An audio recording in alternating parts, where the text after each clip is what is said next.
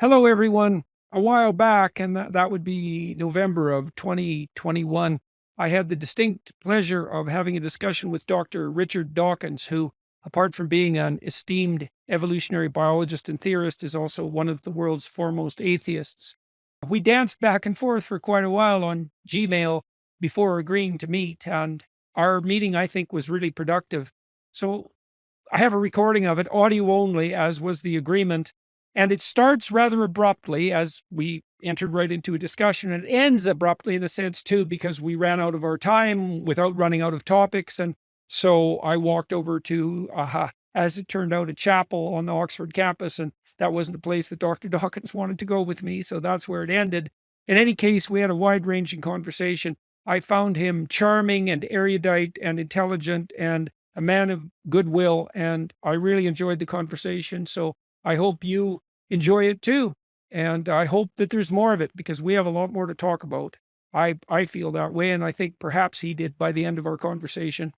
So enjoy.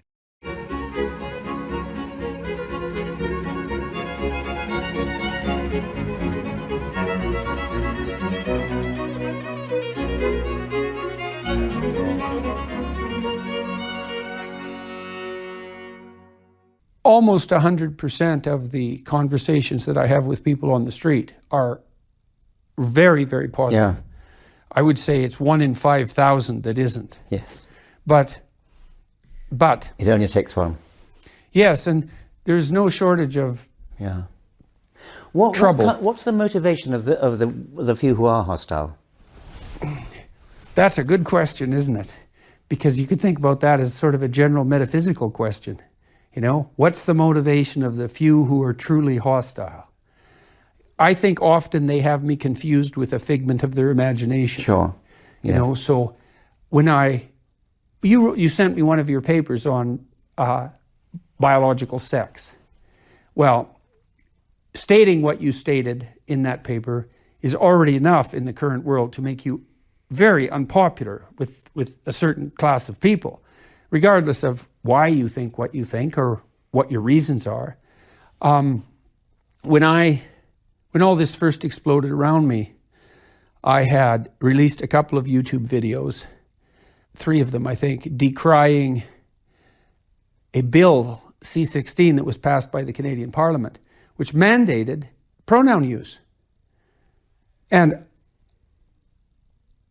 for me, it had nothing to do with the transgender issue, or maybe it did peripherally as a political issue, you know, and maybe as a psychological issue, because the transgender issue is very complicated if you're a psychopathologist.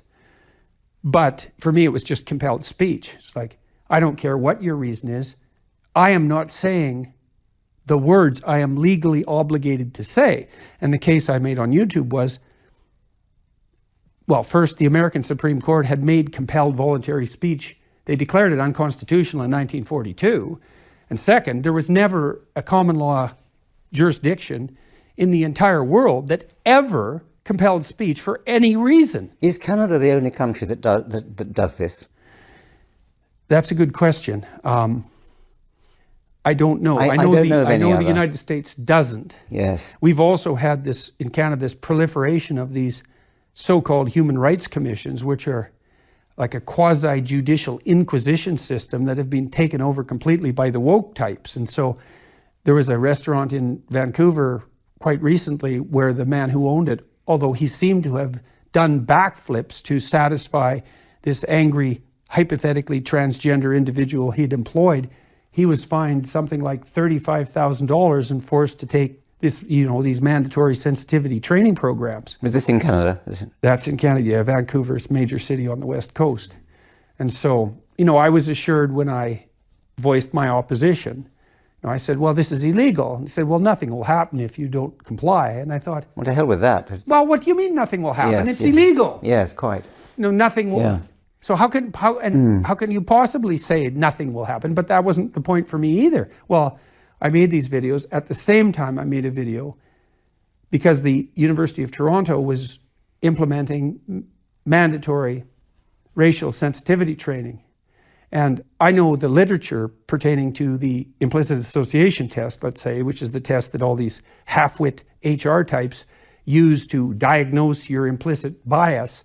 And then they want to train you with explicit training techniques to reduce your bias, which can't work if their theory is correct, because it takes massed practice to change or eliminate implicit bias.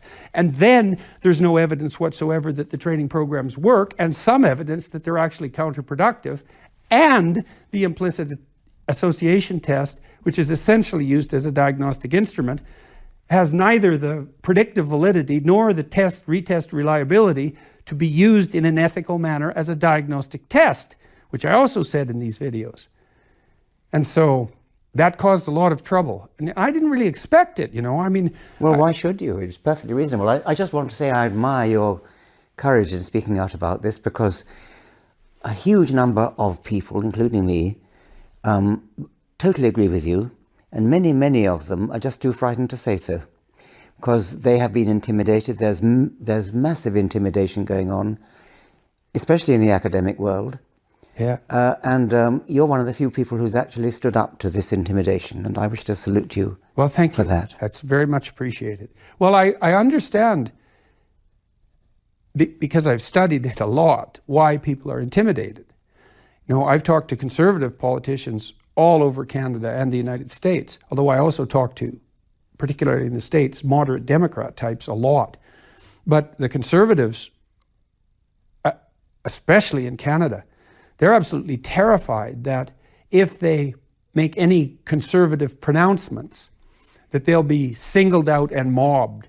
And it's unbelievably unpleasant. I mean, not to mention potentially dangerous. I mean, I was careful in what I did. See, I worked as a clinician for 20 years, and I helped people negotiate unbelievably stressful situations, where their careers were on the line, where their families were on the line, their sanity was on the line. And I got very good at figuring out how to step through such minefields, strategically and carefully. And so by the time I said something, I had 3 sources of independent income. So I had a clinical practice, and I had a company that was generating a certain amount of money, and I had my university position. And so I didn't think that, I was fairly well insulated. I thought, because when I said I wouldn't do this, I meant there is no bloody way you're going to make me do this, no matter what you do. And I'd thought that through all the way to the bottom, Could lose my job. Yeah, I can live with that. Could lose my clinical practice. Yeah, I could live with that. What about jail? Well, probably won't come to that, but put me in jail and see what happens. And so I meant no. And I meant no more than they meant yes. And that's part of the reason it caused such a stir, I would say. But many of the clients I dealt with, they'd be under pressure to conform ideologically in the workplace and be pressured badly. And, they had families to support, mortgages to pay. And it was, I wouldn't say easier for them exactly to go along, step by step or even micro-step by micro-step, than to stand up and risk being taken out. And so if I was in my clinical practice, if someone needed to stand up in the workplace to a bullying boss, say, or to an ideological cadre, which was very frequently the case in the corporate world, we'd get their CV or resume in order and make sure it was polished up. And if they had any educational faults that needed to be rectified to make them marketable, we'd address that. And then they'd apply for different jobs and they'd go on a few interviews so they were ready. And then they could go in, and we did that often too when I was helping people negotiate for a raise. It's like, get yourself ready, So you can go in there and tell your boss why you're valuable, or you can go in there and tell your boss why they better get the hell off your case, or they're either going to lose you or there's going to be trouble. But man, you have to prepare for that. And so you see in the academia and in the corporate workplace and in the entertainment industry now, which is absolutely corrupted by this sort of thing, 300,000 micro retreats. And here we are. So what's a micro retreat? Okay. So I'm sitting in a faculty meeting at the University of Toronto. And the administration announces that they're going to increase the size of our 4th year seminars by a factor of 2. we don't have enough faculty. We actually don't have enough money to hire more faculty. Well, that's because you spent all the money on administrators over the last 20 years, and here's the data that pertain to that, but that's beside the point. So would it be okay if you just, had twice as many people in your fourth year seminar? Well, that's a crowning seminar for the students, and a seminar with 40 people in it isn't a seminar. It's another class. Yeah. And so I tell my faculty confreres, why don't you just say no? Like, no, we're not doing this. Well, we won't get what we want. Well, you may have noticed that when you've been dealing with the administration for the last 20 years, they make all sorts of plans, and often you're consulted, and then none of the plans come to fruition, and then they implement something that has nothing to do with what you want all the time. And all of you know that because it's happened to you. Yeah, well, we have to go along with them. Okay. Well, so then what happened? You know what happened? I don't know if it happened here at Oxford, but in North American universities, the administrative load, like a parasite load, and I think the biological metaphor is exactly apt, by the way, exploded over the last 40 years. Universities have eaten up 70 cents of every dollar that the American federal government pumped into student aid. It's almost all gone into the hands of administrators. The faculty numbers haven't grown in a commensurate manner with the student numbers. And so the administration took over. Well, and then because they were composed of the same sort of people that the faculty were, who did all these micro-retreats, when the diversity, equity, and inclusivity people started to invade the administration, they just did the same thing. And so here we are. Well, I think we agree about this, so we ought to get on to whatever it is you want to talk about. Yes. Well, I'd like to talk to you about your paper, the one you sent me about the organism as a model. Yes, okay. Yeah, if you don't mind, because I'd like to, I guess what I was curious about, because I didn't find anything in that paper that I disagreed with at all. I thought, and I know a little bit about the engineering literature that suggests that, and even the computational literature that suggests that in some sense, an organism that operates within the world has to be a model of that world. Yes. in order for it to be able to operate in the world. Yes. And you detailed out all sorts of real world examples, including, well, let's say stick insects, where not only are they a model of the world, but they look just like the world. And, yes. And animals in winter versus summer changing their coats. And birds, of course, you said you could derive the structure of the atmosphere and probably the Earth's gravitational field and probably the strength of the gravitational field by a sufficiently detailed analysis of the bird. Very good. I hadn't noted that one. That's very good.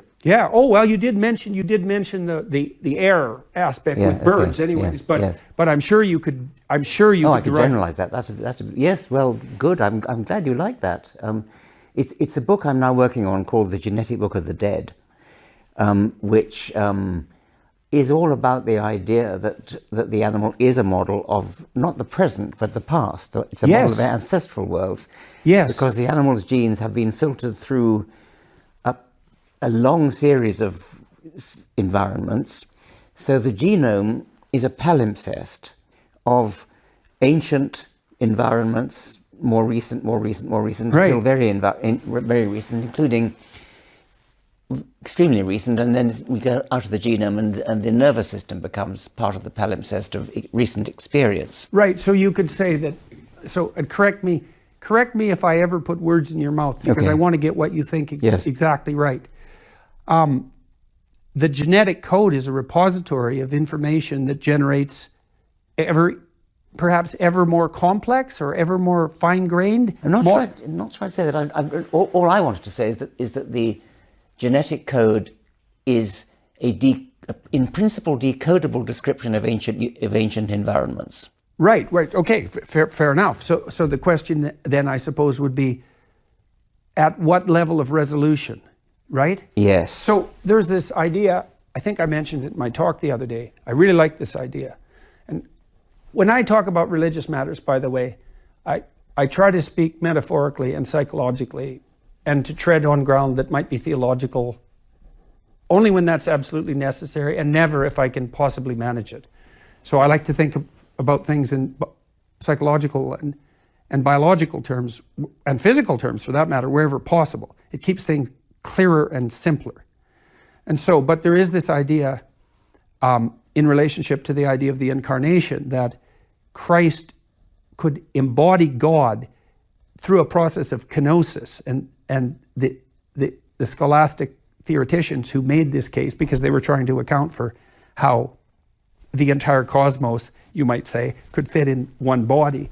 And the idea was, well, there was an emptying of God.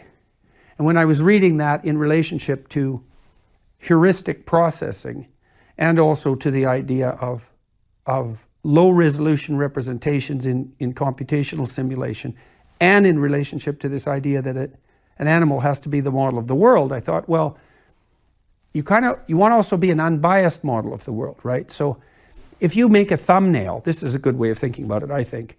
A computer thumbnail is a good model of essentially a two-dimensional slice of the world, right? So it's a low-resolution image. And if it's the interesting thing about a low-resolution image is that it's an unbiased sample of the color space of the image, right? It doesn't have an ideological bent. Part of the reason it's an accurate representation is, and this has to do with that idea of redundancy that you developed in your paper. So if I took a picture of that wall, which is basically white, the picture is going to be white. It's not going to be as varied in its whiteness as the actual wall, but it's going to be an unbiased, essentially random sample of the whiteness of that wall. And so it can stand in for it in a manner that's unbiased.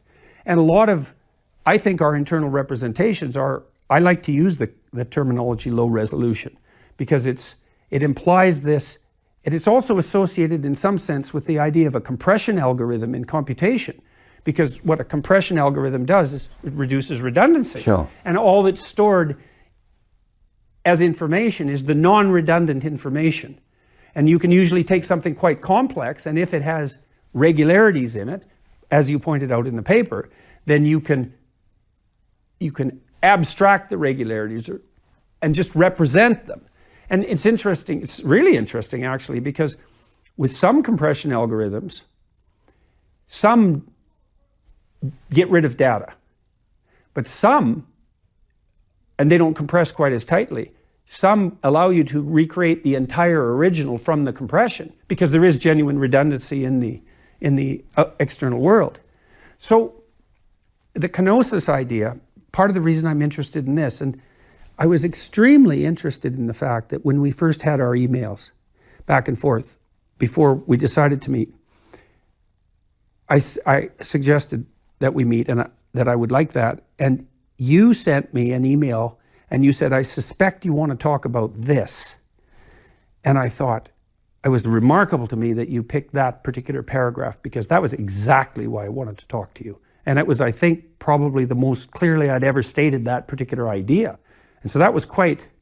I've forgotten what that was. Well, it has to do with what we're talking about to some degree. The question is, if the human being is a model of the environment, what exactly is being modeled? So, because you might ask, well, what exactly is the environment? And so, and that's where I think we could have a very fruitful exchange of views. Now, the stick insect has obviously been shaped to a massive degree by natural selection, because it looks like a stick. But I'm very curious about the role of sexual selection, because that makes things weirdly complicated, especially among human beings. Because, first of all, sexual selection can result in runaway processes. Like, I think I might have read this in your book, the Irish elk story. Yes, yes. Yeah, so and some people have suggested, and maybe it was you, because I read your books, it was a long time ago, but they stuck. Many people have suggested that at least one of the mechanisms that drove our rapid cortical evolution was stringent sexual selection, primarily applied by females to males. I think that might be Geoffrey Miller who suggested that. Okay. And so what if sexual selection is one of the processes that really drove our rapid divergence away from our chimpanzee human shared relative, then part of what we modeled as a consequence of that sexual selection is whatever women wanted. And so then the question is, what exactly is it that's driving human female sexual selection? And that's really what I wanted to talk to you about, because that would be incorporated in us as a model. You know, if women are looking for a kind of ideal, let's say, in a mate, then as they exercise their hypergamous choice, the male is going to come to ever more closely approximate that ideal, whatever it is. And that's going to be an implicit ideal, because none of that's conscious, obviously. Yes. It seems to me you keep wandering from one subject to another without sticking to one at a time. I mean, we went to kenosis, and I kind of wondered what that had got to do with anything. And then it's probably some difference in our thinking style. You know, I think, well, one of the, would you say you're more interested in ideas or aesthetics? Ideas. Okay, that's what I would have guessed. Yes. I'm probably somewhat more interested in aesthetics, although it's close. And part of the way that would be reflected in our thinking styles is that I would think in a style that has a more loose associational structure. That's right. I mean, let me take one example of something that I've seen of yours, which is nothing to do with sexual selection. You once showed in a lecture a picture of snakes spiraling around each other, snakes' tails. Yes. And you said something like, I think it's positively, you know, that is a representation of DNA. Yes, let's leave that one, but I promise I will return to that. Well, let's run out of time, because that seems to me to go to the heart of what may be a difference between us, this aesthetic. I mean, that idea that in some sense represents DNA seems to me to be complete nonsense. Okay, I will absolutely address that. Okay. God. Well, this is something I did want to talk to you about. Okay, it does take us rather far down the rabbit hole, though, I would say.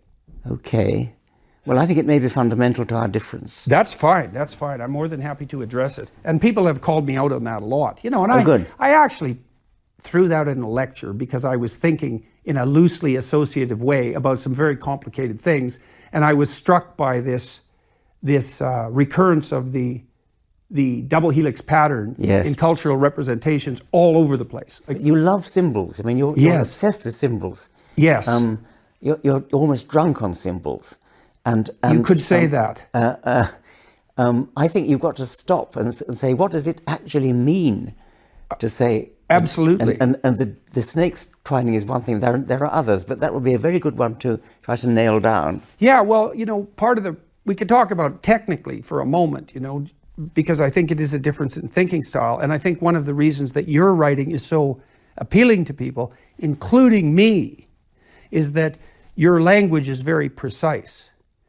It's very obvious what you mean when you say a given word, you know, and some of the psychologists that I've really admired, like Jeffrey Gray, who wrote a great book on the neuropsychology of anxiety. Like, if you're interested in the idea of modeling, I think that's the most profound neuroscience text that's ever been written. I haven't read that, I confess. I used to know Jeffrey Gray, but I haven't read that book. It's a great book. Yes. And it integrates cybernetic theory and animal experimental work and neurophysiology and the function of emotion. Like, it's a really good book. And it is centrally concerned with the idea of modeling because Gray worked, see, in your paper, and I'll get to the DNA thing, I promise. Okay. In your paper, you talk about the response of a single cell to a repeated identical stimulus. Sure.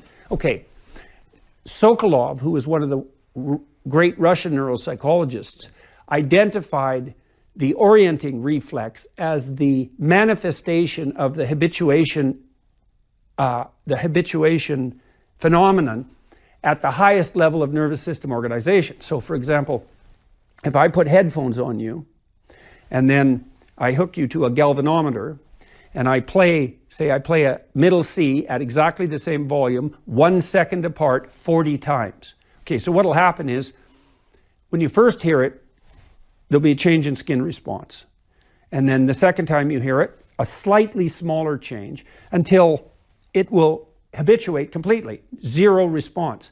But then if you change the volume or the pitch or the space between the tones, or interestingly enough, if you skip a tone where the tone should have been and there's silence, lovely, you'll get an orientation. I like that. Great. Okay. Now, out of that, the Russians hypothesized that you build an internal model, which is exactly what you say in that paper, and then your nervous system searches for deviations from the model.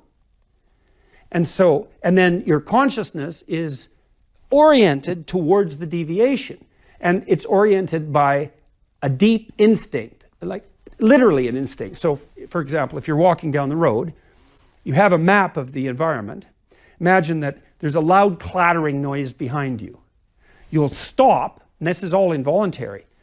It's driven by extremely low-level nervous system mechanism. So you orient towards the place of maximal novelty, and then you do rapid visual exploration to try to rehabituate yourself to the environment. And then if it's, a tradesman's truck bumped, you map that onto regularities you already know, and you continue onward. But all of that's mediated by emotion. So anxiety, literally, we wrote a paper on this, was one of the papers I'm most happy with, that anxiety signifies the emergence of entropy. That's what it does. So you can map anxiety right down to, you can map it right down to the level of entropy. Yes. So anyways, Gray also mapped the emotions neuropharmacologically and neurophysiologically onto the orienting reflex. And then he identified the brain areas. So the hippocampus is extremely metabolically active. It's extremely expensive to operate psychophysiologically. It's very susceptible to oxygen deprivation and brain damage.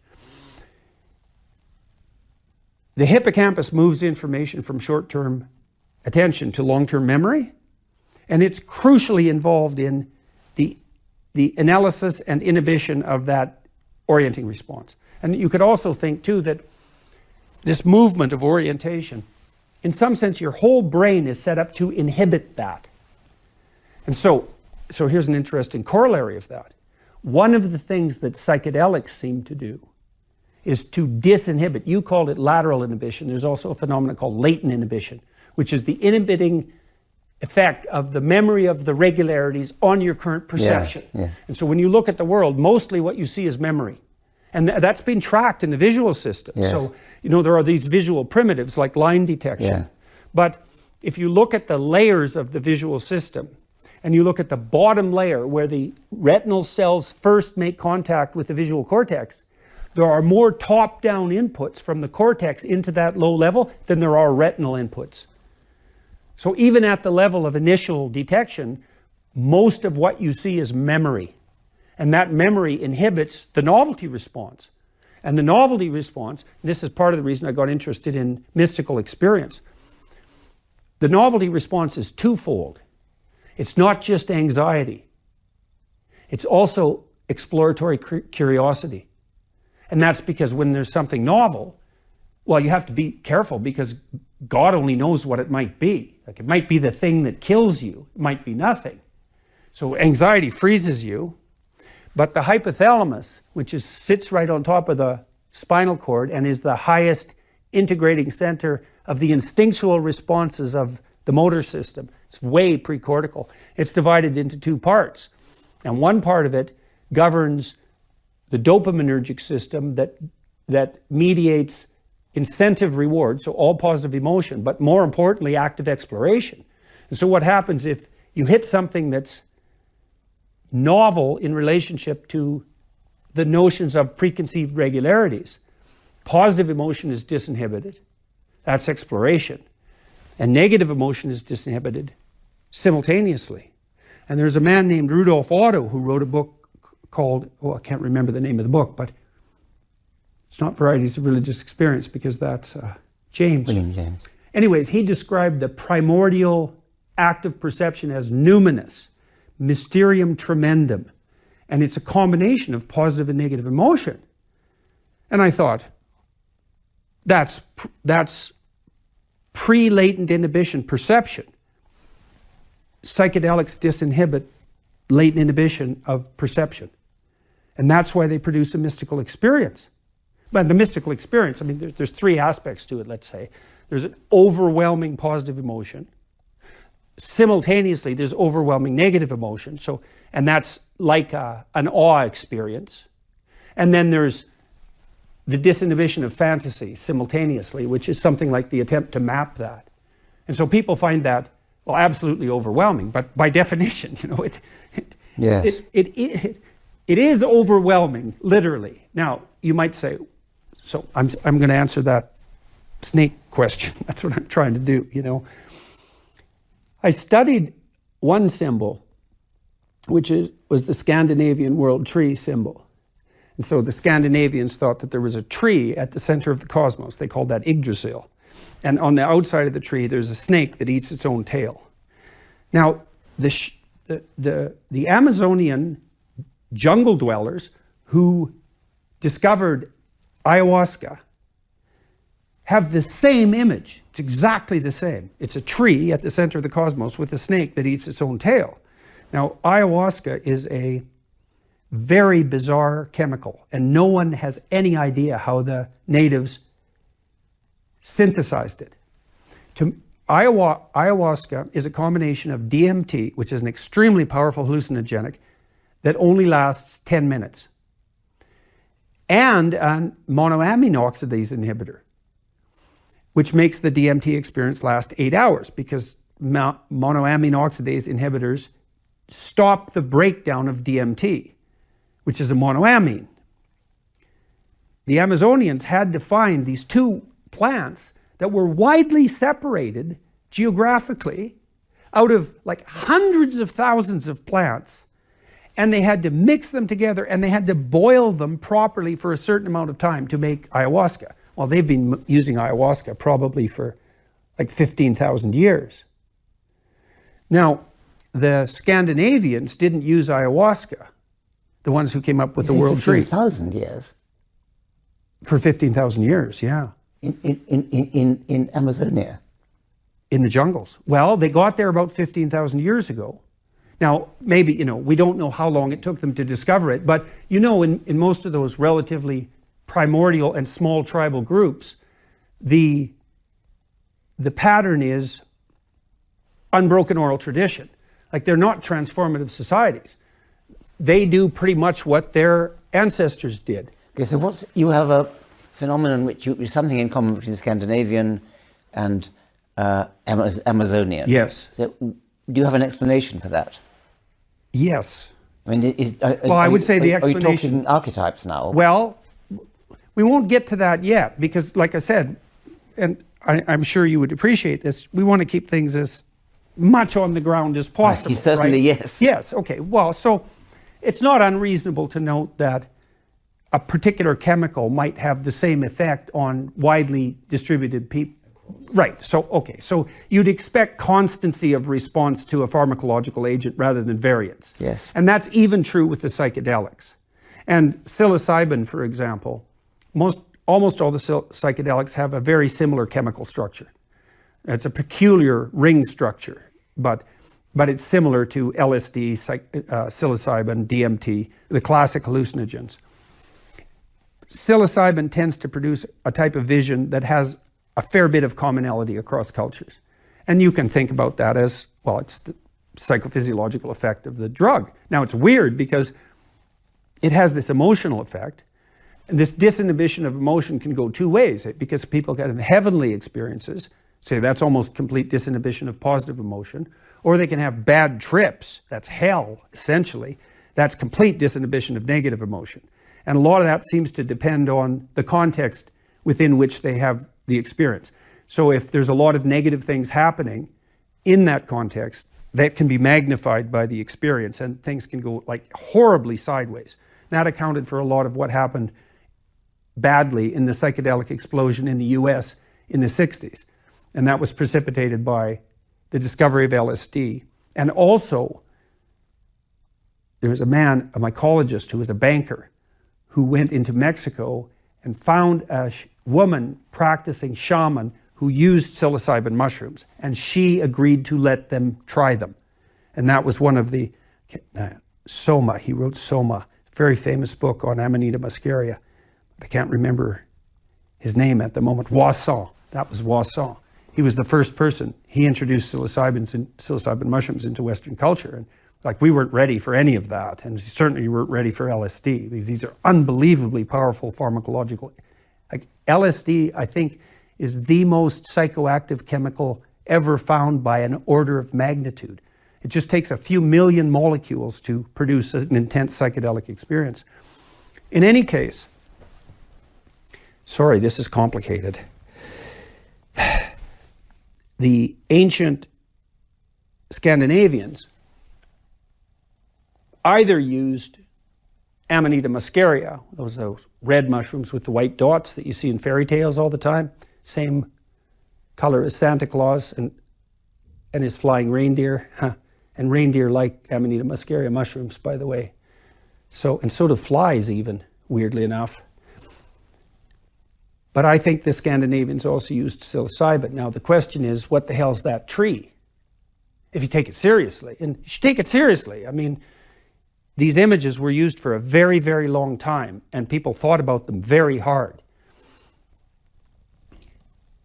So imagine that, well, first of all, you could imagine that the tree has this resonance as a sacred item, partly because we've had a relationship with trees for maybe 60 million years. Our ancestors lived in trees for a long time. And you hear these psychologists talk about the African veldt as our like uber environment, that we're adapted to. It's like, well, it kind of depends on your time frame. That's 5 million years. Trees, that's like 50 million years. So the notion of the tree, that's in there. And all of our cathedrals have a tree-like architecture. And the light through the stained glass windows, that's sunlight through the glass. So there are trees all over the world. It's not surprising. And there's that too, yes. It's not surprising that they would come into people's art and symbolism and things. Yes, but there's a conceptual reason, see, because I think, and this is speculation. I know it's speculation. I understand this perfectly well. It's clear that our consciousness can move up and down levels of analysis to some degree, and levels of nervous system creation and repair.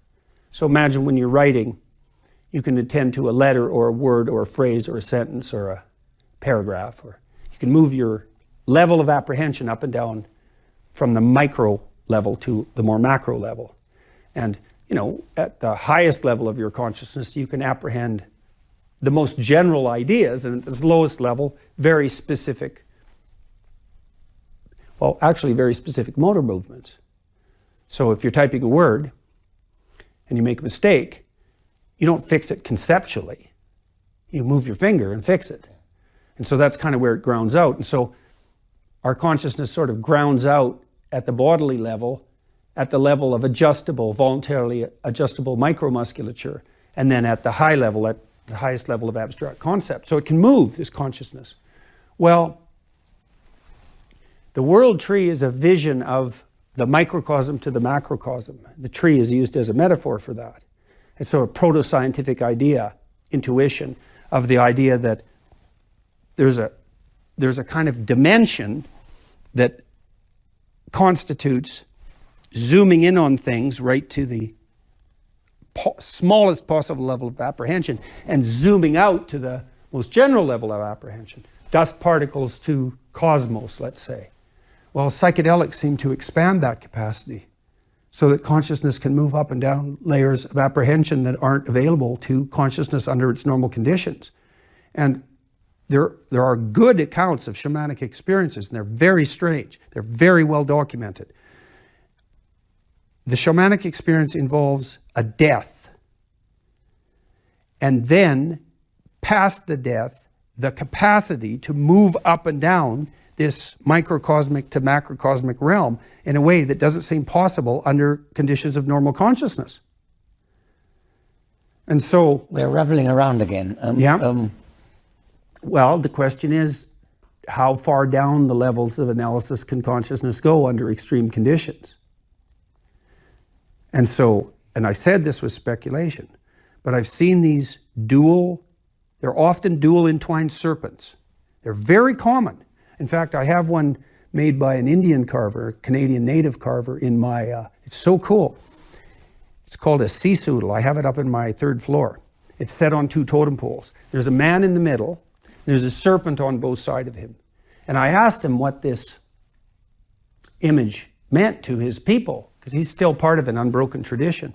He said they had a myth that something alien landed on the earth. It was this sea soodle object. And that when it was rolling down the mountain that it landed on, it took the form of all the things that it encountered. And so, well, like I said, this is in the realm of wild speculation. But I know what Crick thought about the origin of DNA. Well, he thought it was too complex to have evolved. I see what you mean. You mean the idea of it coming from elsewhere? No, I mean, I know that's an infinite regress problem. That's what was... Okay, so that was, all that was behind that, bit of speculation, which I normally wouldn't have ever done. These coiling serpents, I think that under some conditions, vision can expand to the point where they can see down into the micro level. They can apprehend the micro level consciously. You think that our consciousness can extend down to the micro level, to the level of... I do. The micro level of DNA. Okay. Well, since we're on this topic, I have taken extremely high doses of psilocybin. Like 4 doses is enough basically to knock you out of your body. I wouldn't recommend it casually. I took 7 grams 3 times. And I had this shamanic experience. It was unbelievable, and I don't even know I have no idea how to make sense out of it. Well, I believe that. I can quite understand you have a most extraordinary experience. I've never taken such a drug, but I could imagine you had a most remarkable experience. But you've just said that you think that your consciousness can see into your cells and see the structure of DNA. That has got to be utter nonsense. I'm sorry. Well, like I said, I'm perfectly reasonable, willing to admit forthrightly that is a highly speculative idea. Well, it is speculative, but it's also got to be false. Why? Why? No. Yeah. And look, in all probability, you're right. Right? I mean, we're both wise enough to use Occam's razor, right? And I said that it's funny that particular statement got picked up, because I think that was the most, what would you say? Speculative. Speculative idea that I'd ever uttered to my students. Yeah, well, fair enough. I mean, I understand that. It's strange to be in a position to defend it. I'm telling you why I made that, but there was more to it than that, because in this visionary experience, I could feel my consciousness go down these levels of analysis. And I could see things that they appeared to me in my field of imagination. And I looked at them and I thought, that looks a lot like DNA. But you're an educated man who already knows about DNA. Yes. These people didn't know it was DNA. Didn't know about it. That's what's so... Oh, no, they didn't know. It doesn't surprise me in the least that you could have a visionary experience and think you see your DNA in your own cells. That, of course, is highly plausible. What is not because I already know about it. Yes. What is not plausible is that somebody who does not know about it, an ancient Chinese sculptor, whatever it was, who working long before Watson and Crick discovered the structure of DNA, could possibly apprehend that. That just isn't fair enough. And I guess I would only say in defense of that idea is that it is the case that consciousness can travel up and down levels of analysis in a real sense. And it isn't absolutely inconceivable that that's not an expandable capacity under some circumstances. Because you got to ask yourself, like, I do yoga in the morning, Kundalini yoga exercise, and I've done it for about 20 years. And I learned a long while back that when yogis are practicing their asanas, these positions, that's not yoga. They practice the asanas because they're postures that stretch you. And then once they get to master them, they basically do an exploration of their body for places of discomfort and use the asanas to heal. And you might say, well, what do you mean heal? And well, my experience is that if I move my head, for example, down like this, I'll have a pain manifest itself in my back where I'm tight. And then I can pay attention to that and loosen the musculature, and then the pain will disappear. And as I've been recovering from my last illness, I've been doing this quite a bit because my body is full of knots and pain of all sorts, and I can explore them and do something with them. And I actually think we can also do that to each other to some degree. We do that. Massage therapists are very good at that. And I think it's part of an elaborated grooming knowledge. But what that means is that internally, at least, whatever my consciousness is can apprehend these places of trouble that are physiological. Yes. And that I can explore them. And the question is, well, how deep depth? First of all, what is that exploratory capacity? And then plausible. how far down can you go? That is perfectly plausible. Yes. I wouldn't object to that. Also, I wouldn't wish to pin you down on what was a sort of throwaway speculation on the DNA, but it does seem to me that that's kind of representative of what I mean by being drunk on symbols. Yes. Well, you are rightly hostile to postmodernism. And I'm not hostile to the postmodernist claim that there's a terrible problem that arises when you understand that there's an indefinite number of interpretations of things. Yes. They got that right. But what I'm really hostile to is the answer. Okay. I think that's... Okay. Look, I want to put to you, I've got one of my books here. Now, I've talked too much during this discussion so far. There's something I really want to ask you about, if you don't mind. Well, yes, but before yes. that, just pursue this matter a little bit. Okay. I can read this out. Okay. We're on audio sure. Anyway. This is one of it's my only written attack on postmodernism. And this is from Lacan. Who says, by calculating that signification according to the algebraic method used here, namely capital S signified over little s signified equals little s the statement, with s equals -1, produces a square root of -1. Lacan then goes on to conclude that the erectile organ, the penis, is equivalent to the square root of -1 of the signification produced above, of the jouissance that it restores by the coefficient of its statement to the function of lack of signifier, -1. Then another quote from a feminist thinker. Well, this is actually an interpreter of hers, her expositor, Catherine Hales, talking about why fluid mechanics is difficult to understand. And she says, the privileging of solid over fluid mechanics, and indeed the inability of science to deal with the turbulent flow at all, she attributes to the association of fluidity with femininity. Whereas men have sex organs that protrude and become rigid, women have openings that leak menstrual blood and vaginal fluids. From this perspective, it is no wonder that science has not been able to arrive at a successful model for turbulence. The problem of turbulent flow cannot be solved because the conception of fluids and of women have been formulated so as necessarily to leave unarticulated remainders. So So I'm going to play devil's advocate. This is drunk on symbolism. Okay, so let's take that apart two ways. Okay. Okay, the first is let's deal with Lacan.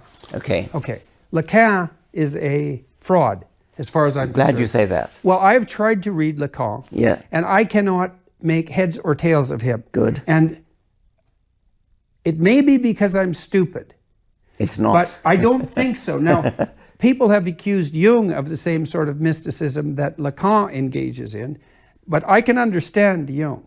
I don't think he's a mystic at all. What Jung was doing is very complicated, and it maps very nicely onto evolutionary biology.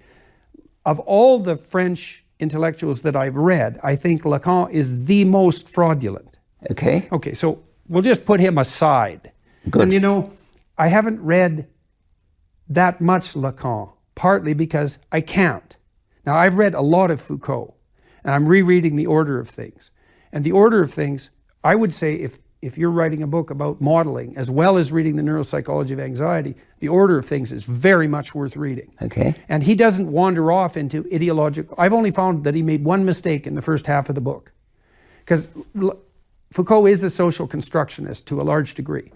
But he does talk about, it's the categories of the imagination. That's not exactly the phrase he uses. But he does make reference at one point to the fact that our conceptual structures are grounded in an underlying imagination, which to me is a nod to biology. And so, but I like The Order of Things. I read it a long time ago. I'm just rereading it now. So forget about Lacan. Yeah. The feminist. Now, I'm going to argue from the perspective of a biologist here, I would say. I'm going to give the devil her due in this case. Okay, fine. We do have a proclivity to map sexual relationship onto the world. And the degree, for obvious reasons, because we have to perceive sexual relationship at a very deep level. We do have a tendency to animate things or to perceive them as if they're animated. And the degree to which those a priori perceptual proclivities might bias what would otherwise be objective thinking is open for valid discussion. Now, that doesn't mean that, look, my daughter last night was engaged in a debate at the Oxford Union. And that I was there. You were there? Yeah, I was there. Yeah. Well, you heard Carol. Yeah. Well, that was a mind-boggling performance as far as I was concerned. It was exactly the example of the sort of thing that you're tossing out. It was absolutely beyond comprehension. I was so happy to be there because I thought I had never heard all of that expressed and simultaneously invalidated so effectively. But you know, the side she argued for won by the vote. I didn't know which side won?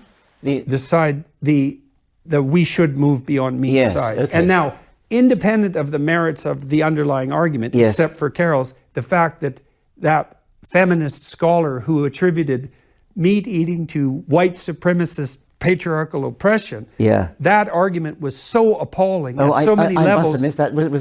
Was that the final one, right at the end? Oh, you missed it? Yeah. Oh, that's too bad. It's too bad. You really needed to be there for that. I left. We left when the president said the students should start talking. But I see. So. Okay. You must have left just before that happened. Yes. Oh, well, so tell me then. Oh my God! It was just that was essentially it. That was her argument, that meat eating was a consequence of the imposition of a patriarchal, racist, oppressive, white supremacist narrative on essentially a feminine background. Yes. It's the same thing. Okay. Well, now you're saying that you don't know how much of that characterizes my thinking, despite my opposition to postmodernism. That's right. Yes, absolutely. Yeah, okay. Well, that's an absolutely reasonable question, and given that doubt, which I can certainly understand why you would hold, it's perfectly reasonable of you, and I think perspicacious, to have pointed to my attempt to speculate about how these images of intertwined helixes happen to propagate themselves all over the world. Because I have a problem with that, because I can't understand why that's the case.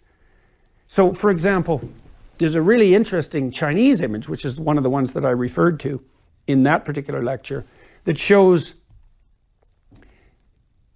I hope I can remember this exactly right. So it's this intertwined underlying serpentine structure giving rise to a female and male form. Yes. And it's portrayed that way in the cosmogonic myth, that these forms emerge out of this underlying helical structure.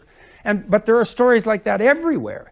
And so you might say, well, it's a case of false pattern recognition, and that's really a problem, right? That's the problem of misperception. Okay, no, wait, I have no problem with, my big problem is equating it with DNA. That's bullshit. However, what might be interesting would be a commonality between myths all around the world, and then anthropologists have argue about whether this is because of cross-infection of ideas or whether there's something Jungian about the... Right. And I think that's a genuinely interesting question. Of course it is. And it Most maybe of the affective neuroscientists that I've met, the good ones, are tilted pretty hard towards the biological primitive argument, that there are forms of perception. Yes. Well, color is one of them. Yeah, well, I think that's interesting. And of course, the coincidence of an image or a statue in this part of the world and that part of the world, you should think about how improbable it is that two people might have hit upon the same design. I mean, the idea Right. of a snake spiraling around each other, it's not that difficult to think of. It's not. It wouldn't be ridiculously improbable that two tribes on opposite sides of the world would independently come upon that. No, and it might not point to anything particular, except that it is the use of snakes. I would say, though, the idea of that coiled snake or the dual coiled snake is also a powerful symbol of healing. And so that's partly why it's used as the symbol for physicians. Yes, exactly. Sure. And there is the idea that's part and parcel of that, and this would be, let's say, separate from the DNA idea. Snakes shed their skin and they're reborn. And so that's part of the reason why they're symbols of like a phoenix. Transformation. Exactly. And that notion of death and regeneration is obviously central to the idea of healing. And so that's another explanation for the use of the snake. Okay, so I'm interested in the improbability of coincidence in this case. Now, if, say, people in Scandinavia and people in the Amazonian jungle had independently developed an alphabet, which was the same alphabet, now that would be impressive. I mean, that would be right. Well, my goodness. Yes. Well, but it's also equally impressive that separated people did develop alphabets. Yeah, but not the same alphabet. No, I know they didn't use, but there's a level at which it's the same, right? Because they are alphabetic and they are the use of written forms to represent sounds. Well, that's a sensible thing to have, and it's such a good idea that it wouldn't be improbable that two tribes would have the same idea. That's true, but it gets complicated too. Well, it gets complicated in the context of this argument, because one of the debates that Foucault had that was famous was a debate with Chomsky. Yes. And Foucault, of course, is a radical social constructionist, except when he isn't, now and then, right? And I'm not being smart about that. The Order of Things is quite a careful book. But Chomsky was laying out a more archetypal argument in some sense, and Chomsky thinks that there is something like an underlying language grammar, and so the fact that an alphabetic structure might be discovered by two separate peoples would be partly a reflective of an underlying biological commonality. Yes. And so it is very difficult to draw a border between these. And I would also say, I agree with you completely that associative thinking of the kind that you just read to me can go far astray. What that is false pattern recognition. So it's the apperception or perhaps the projection of a pattern onto a background, let's say an underlying reality, that actually isn't characterized by that pattern. But that's actually part of the dilemma of thought, though, too, isn't it? Because I think thought is usefully parceled out into a revelatory element and a dialogical element. And so the revelatory element is, well, you're sitting there and thoughts enter the theater of your imagination. And so it's in a sense, phenomenologically, like they sort of spring up from the void. And you can be struck by a thought, which is really interesting, right? It's like, I agree. Well, it's your thought. Why are you struck by it? Where does it come from? Yes, that's it. No kidding. Where does it come from? But then there's another element, which is, well, not all intuitions are valid, the things that strike you, even though being struck is often a pretty good indication that there's something there, but it's not always an indication. And there are certain forms of psychopathology, schizophrenia in particular. Schizophrenia is characterized by the misfiring of that intuition system. So, for example, partly what happens to people who have like ideas of reference, they'll be watching television and the latent inhibition will get stripped away from their perception of the voices. And so now the voices become magnified in significance. And to account for the magnification of emotional significance, they start thinking, the television has a special message for me. It's like the receipt of a religious revelation, and it's often accompanied by religious ideation. So it's not that uncommon, although it's somewhat uncommon, for people who are floridly schizophrenic to identify with Christ. Sounds to me very like religious revelation. It is very like. But I wanted to counter because you characterize yourself as religious sometimes, and yet you don't seem to believe in a supernatural creator. I'm not sure whether you do or not. All the time. I know they do. Whether I believe in God, and I say, well, I act as though God exists. Yes, but which is a reference to this model idea. Last night, you seem to be. We come to the idea of truth. Where you seem to be saying that which is beneficial to humanity, or to your reduce your anxiety, or makes you feel good, or reduces stress, is true. And no. It's more than that. And good. I'm glad that we're on to this part of this discussion. When Darwin first published his biological treatise, The Origin of Species, the New England pragmatists got a hold of his manuscript, William James and C.S. Peirce. And William James founded experimental psychology, and C.S. Peirce was probably the most profound philosopher the Americans ever produced. And they had a club, I think it was the Psychological Club. It was either that or the Philosophical Club, but I believe it was the Psychological Club. And they believed that Darwin's theorizing required a new epistemology. It was so revolutionary. And Peirce in particular, developed pragmatism. And pragmatism is like an engineering truth claim. And I don't think you can be an evolutionary biologist without being a pragmatist. I don't think it's possible. I don't think it's coherent conceptually. And so Peirce was trying to solve the problem of, well, how can something be true when we're fundamentally ignorant about everything in the final analysis? And the answer was, well, we have truths that are true enough. And you might say, well, what do you mean true enough? And the answer would be, they're true enough to be used as tools to achieve a certain end in a certain space over a certain time period.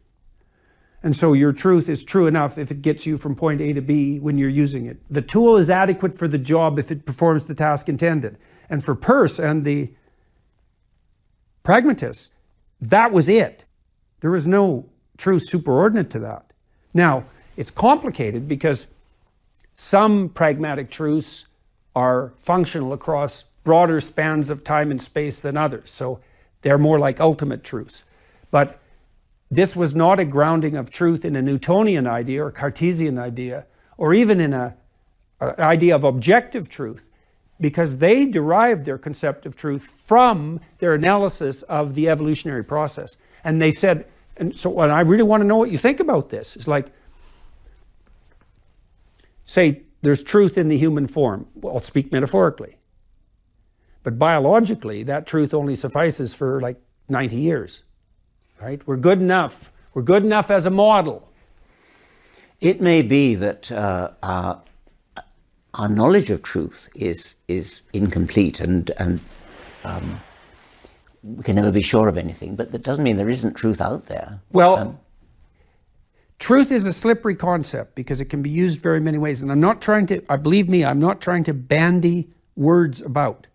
I do not believe that the Newtonian conception of truth and the evolutionary conception of truth are commensurate. And I think the evolutionary, because, well, it's tough, right? Because you might think, well, when you're talking about truth, are you talking about the nature of ultimate reality, or are you talking about the relationship of your models to that reality? Right? I don't know that I care too much about that because I mean, let me tell you something that is true. Okay. We are cousins of chimpanzees. Yes. That is objectively true. It's another thing that's true is that the Earth orbits the Sun. Yes. These are not. One can argue about the epistemology of that, but I want to be a realist about this and say that there may be kinds of truth which are somehow filtered through our Darwinian past and which influence the way we see truth. And we may be deceived by all sorts of things. We may be self-deceived. But there are objective truths. It is the business of science to find them. And science has tools for stripping off subjective bias, for stripping off self-deception. Yes. And that's why we do double-blind trials Absolutely. in medicine. It's why we so use random assignation group as well. Yes. Absolutely. Okay. Right. And who can argue with the power of the scientific process? But I would also say that the religious people that you've debated, they lose before they open their mouths, because they don't notice that you impose this realist metaphysics on the argument before it starts. Now, I'm not saying that you're not justified in doing that. I'm not saying that, because that's open to question. But I am saying they don't notice that that's what's happened. But there's a problem here. It's a real problem. And this is the postmodern conundrum, I would say. It's useful and true to say that there are objective facts. But the problem is, there's an infinite number of them. True. Okay, so now the question is, as a scientist, how do you decide which facts to attend to? And the answer to that is, you cannot do that using the scientific process. No, that's true. Okay, so then the question is, look,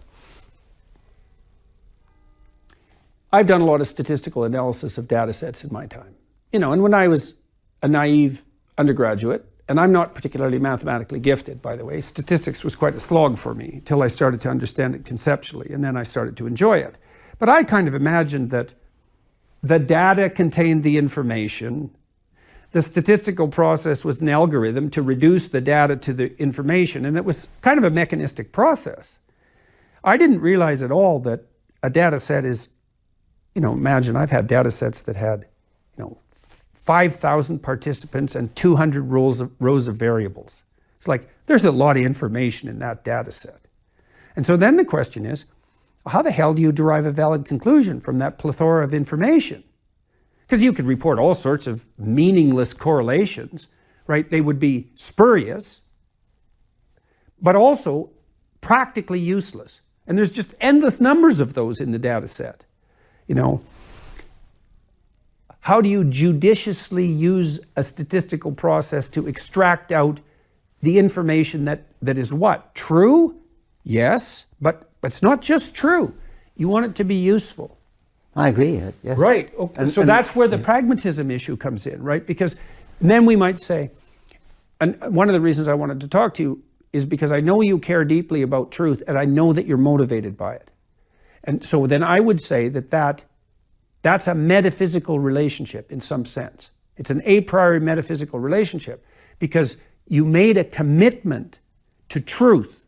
And I would also say that that's an act of faith, because you might ask yourself, in science, is it truth or untruth that serves the world?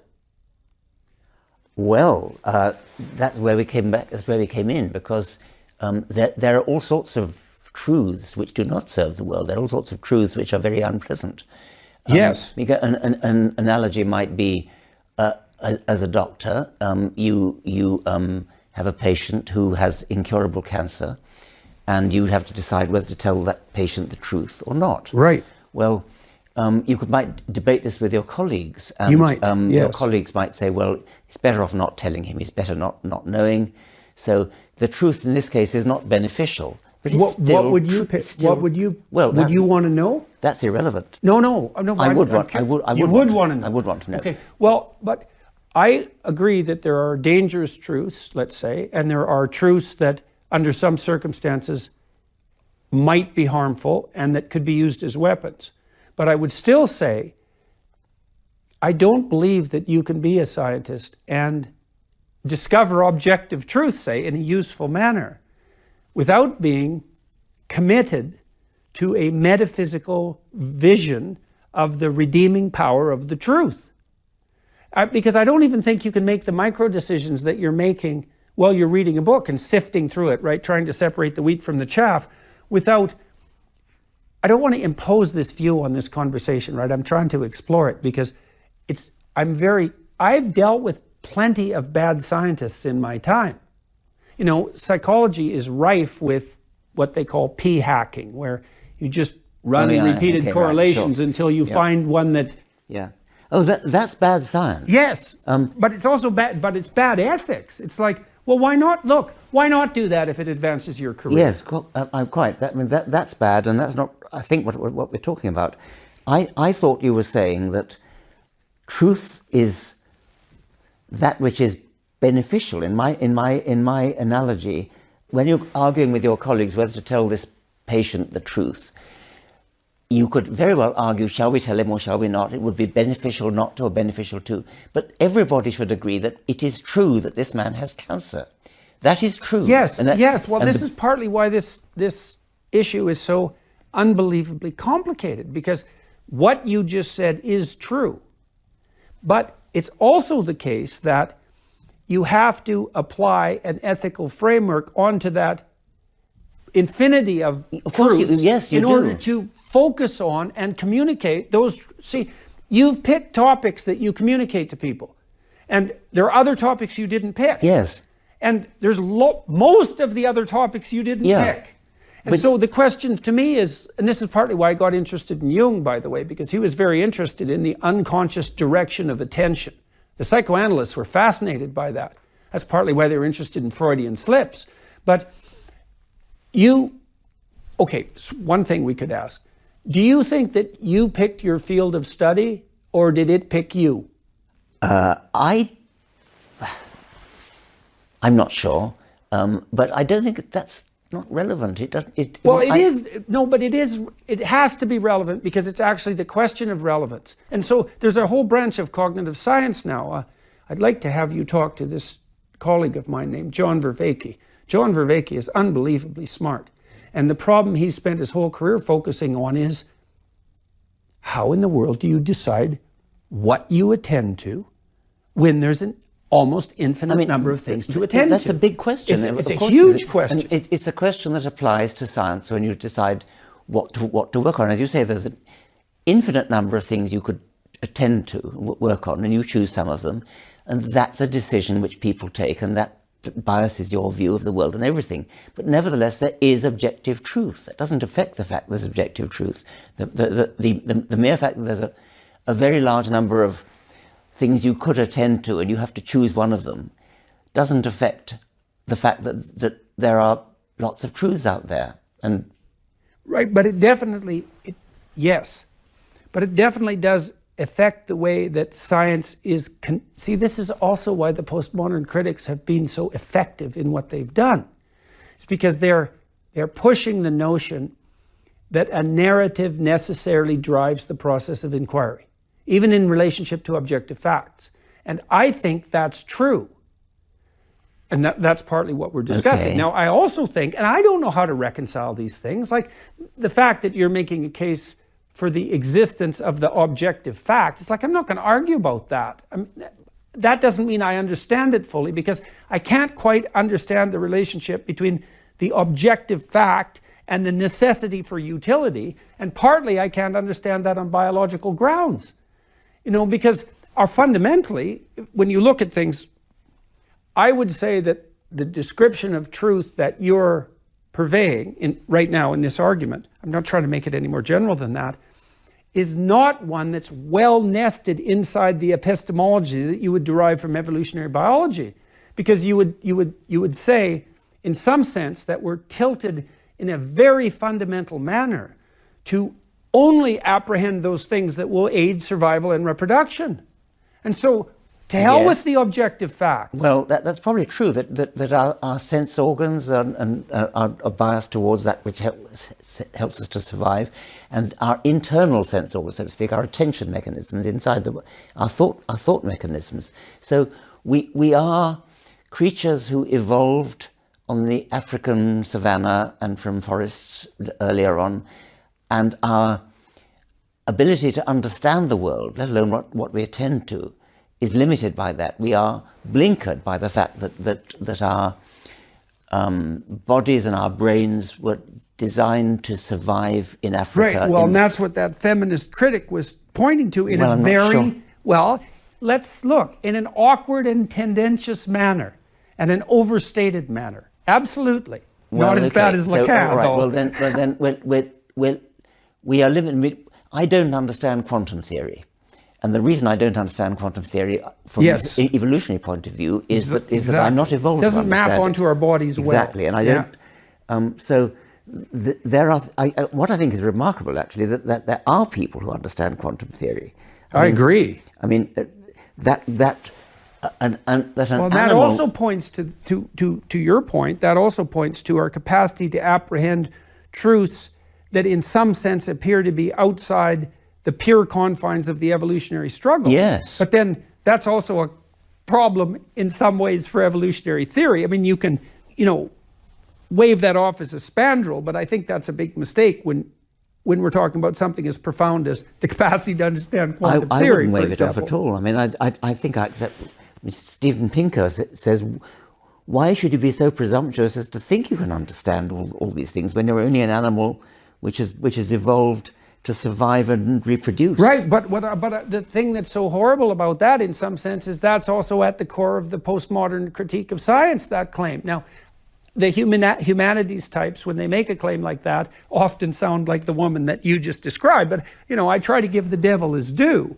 And I'm trying to do that with postmodernism because, I think the conclusions that were drawn from the postmodernist canon, the fundamental conclusion, as far as I'm concerned, of the French postmodernist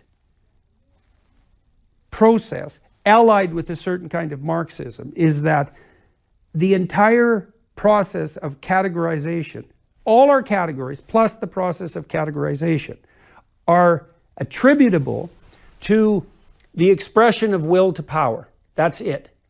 Oppression, tyranny, dominance. And there's actually, I would say that the evolutionary biologists are in part responsible for that, weirdly enough. Now, I'm not trying to throw stones, I'm like to think of myself, to the degree that I can manage it, as an evolutionary psychologist. I accept the tenets of evolutionary biology. I don't think you can understand anything about biology without doing that.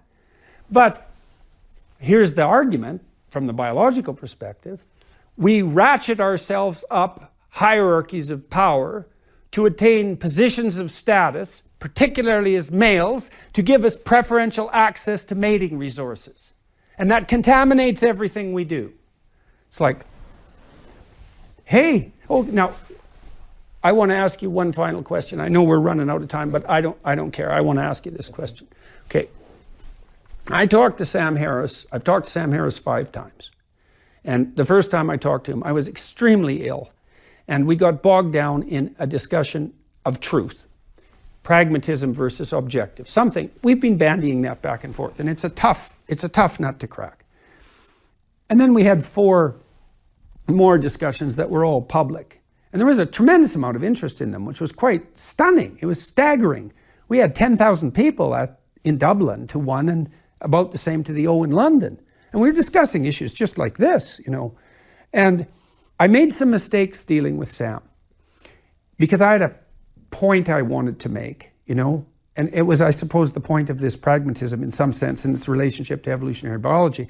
And so I was trying to sort of win the argument. And I have found, as a consequence, let's say, of a baptism by fire, that that's not a good way to approach. Like, one of the things I really wanted to do with you, I hope we managed this today, was to ask you questions and find out more about what you thought, like in a real genuine manner, not to win any of that, none of that.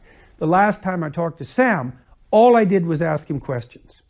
And we had by far the best discussion we've ever had. Okay. And so through that discussion, I was alerted to reasons why he was so antipathetic to the idea of religion. Okay. And so I thought so Sam is very obsessed with the idea of totalitarian atrocity. I would say evil, fundamentally, if you wanted to make it metaphysical. But you could say restrictive, dogmatic tribalism of the sort that makes us demonize and destroy. People, ideas, institutions. My alarm, by the way, for 6 o'clock. But so what is it you want to ask me? Because we have run out of time. I want to ask you when you talk about religion, Yes. do you identify the religious impulse, let's say, or even the religious phenomena, with the totalitarian proclivity for dogmatic certainty and the potential acceleration of aggression and atrocity as a consequence? No. I care first and foremost about scientific truth. And so to me, it is a scientific question whether there is a supernatural power, creative power, intelligence in the universe. I think that's a very fascinating question. I think that if that were true, it would be the most important scientific truth if there is. It would be a fundamentally different kind of universe that we live in if there is a creative intelligence. So although I have a secondary interest in negative consequences of religion and so on, especially in Islam, my fundamental interest is in the scientific truth, which I believe is a scientific question, even if it can't be answered by scientific means. There either is a God or there isn't, and that there either is a creator or not at the base of the universe, an intelligence. I think there's not. I think that intelligence is something that comes late into the universe as a consequence of a long evolutionary process. It happened here, it no doubt happened, or probably happened in other parts of the universe. And do you distinguish between intelligence and consciousness? For this purpose, no. Okay, for this purpose, no. Yes. Okay, so let me ask you this question then. Do you think that sexual selection is mediated by consciousness/intelligence? In those species that have consciousness, yes. I mean, Then I would ask you, to what degree do you think that consciousness operates as a fundamental mechanism of selection and shaping? Because I mean, that is a very profoundly interesting question. And I mean, sexual selection happens in insects, which I do not think are conscious. And yeah, well, that's a tough one. I mean, I know yes. Butterflies can detect a deviation from symmetry in their partners kind at of the part thing, of yes. 1 in a million. So I think that's yes, it. there is sexual selection throughout the animal kingdom, and consciousness Can happen without consciousness. I think so. Yes, But let's look in humans. Yes. Yes, I should think so. Okay, so when I look at religious epistemology cross-culturally, I see a bipartite structure at the bottom of the hypothesizing. There's an idea that there's a material substrate that consists of a kind of latent potential. That might be one way of looking at it. And that there's the action of a forming process on top of that. And it looks to me like it's something like, what would you call it? An intuitive apprehension of the relationship between consciousness and the rise to complexity of living forms. And the reason that I'm curious about that from an evolutionary perspective is that I can't see how forget about unconscious sexual selection for a minute. We'll just parse that off, because maybe there are gradations of consciousness. I don't know. Insects do some damn complex things. And have you ever seen that BBC clip of the pufferfish making a sculpture? Oh yes, I think I have. Yes, I mean, yes. That's quite something, because that pufferfish is... We should talk on the way to the chapel. Okay, we can do that. Okay.